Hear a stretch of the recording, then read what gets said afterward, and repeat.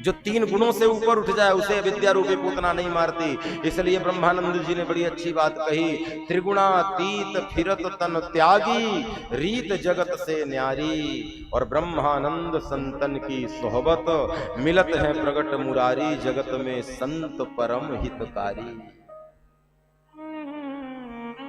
संतों को पूतना नहीं मारती। क्यों?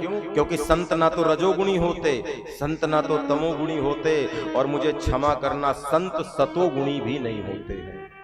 आप कहोगे महाराज जी ये तो थोड़ी कठिन सी बात बता रहे हैं, रजोगुणी नहीं होते ये बात तो समझ में आ रही है, तमोगुणी नहीं होते ये बात भी समझ में आ रही है, लेकिन ये तो कठिनाई वाली बात है कि संत सतोगुणी भी नहीं होते।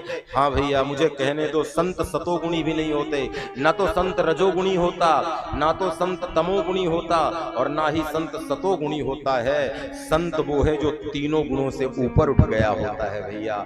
रज तम सत तीनों के बंधन से जो मुक्त हो जाए उसका नाम है संत। क्योंकि सतोगुण भी एक बंधन है। हाँ, आप ये मत समझना कि रजोगुण भर बंधन है, तमोगुण बंधन है, सतोगुण भी बंधन है।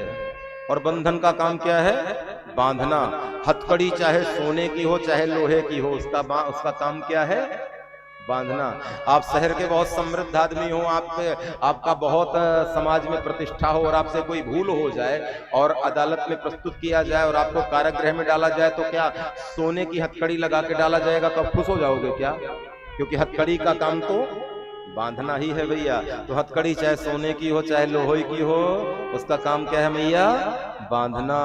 हथकड़ी केवल बांधती है। तो बंधन चाहे प्रेम का हो चाहे बैर का हो, बंधन का काम है बांधना।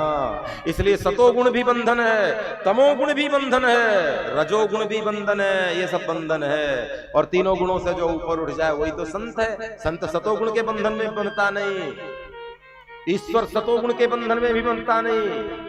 राम जी को राज्याभिषेक मिलने वाला था, और राम की स्थिति प्रज्ञा देखिए, 1 घंटे पहले तक ये पता था कि राम राजा बनने वाले हैं। और मैं क्षमा चाहूंगा, राम को राज्यगादी मिलने वाली थी और थोड़ी देर बाद सूचना मिली कि तुम्हें 14 साल के लिए वनवास जाना है। तो राज्य मिलने का कोई विशेष हर्ष नहीं था और वनवास जाने का कोई दुख नहीं था। ये है स्थिति प्रज्ञा राम की। हम तो छोटी छोटी बातों में दुखी और सुखी हो जाते हैं।